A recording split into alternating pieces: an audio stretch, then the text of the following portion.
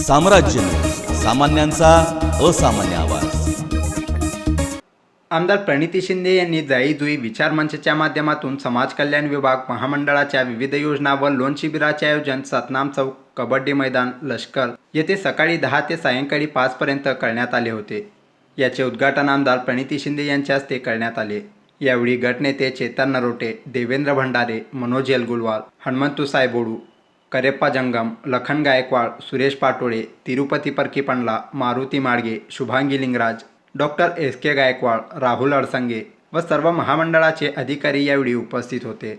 या शिबिरामध्ये महात्मा फुले मागासवर्गीय विकास महामंडळ, साहित्यरत्न लोकशाहीर अण्णाभाऊ साठे विकास महामंडळ, वसंतराव नाईक विमुक्त जाती व भटक्या जमाती विकास महामंडळ, महाराष्ट्र राज्य अपंग वित्त व विकास महामंडळ, महाराष्ट्र राज्य इतर मागासवर्गीय वित्त आणि विकास महामंडळ, संत रोहिदास चर्मोद्योग व चर्मकार विकास महामंडळ, बार्टी अंतर्गत येणारे विविध योजना या समाज कल्याण विभागाच्या विविध योजना व लोन यांचा समावेश होता।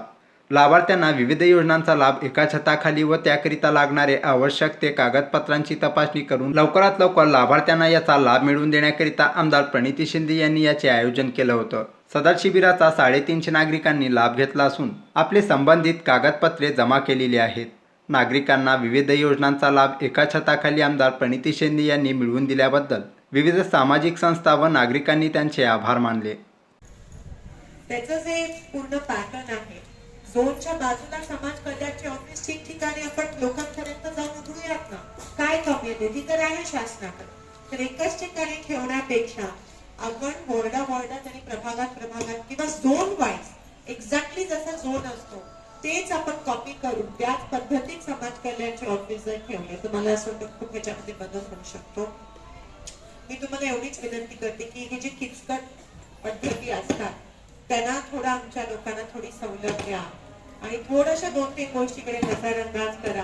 आपला आजच्या शिबिराचं मेन टार्गेट असेल, तुम्हाला पण अडचणी जाणावं अशी माझी इच्छा नाहीये, पण मला आता माहिती आहे कसं करायचं ते, थोडस ते करून आमच्या सगळ्यांना जास्तीत जास्त आज आपल्याला युवकांना लोन द्यायचे आणि एक महिन्यानंतर पण फॉलोअप पाहिजे की कोणत्या युवकाला किती लोन दिला आणि त्यांनी कोणता रोजगार सुरू केलाय, कोणता व्यवसाय सुरू केलाय इथपर्यंत जर आपण, आणि माझी यंत्रणा तुम्हाला मदत करेल, माझे जे लोक आहेत ते तुम्हाला मदत करेल, तर तिथपर्यंत आपण घेऊन गेलो आणि महिन्याच्या अखेर एक 15 लोकांचे व्यवसाय, नवीन व्यवसायाचं उद्घाटन आपण सगळे मिळून करू शकलो तर ती आपली खरी, तेव्हा आपलं टार्गेट मिशन अकम्प्लिश होईल असं मला त्या ठिकाणी वाटतं।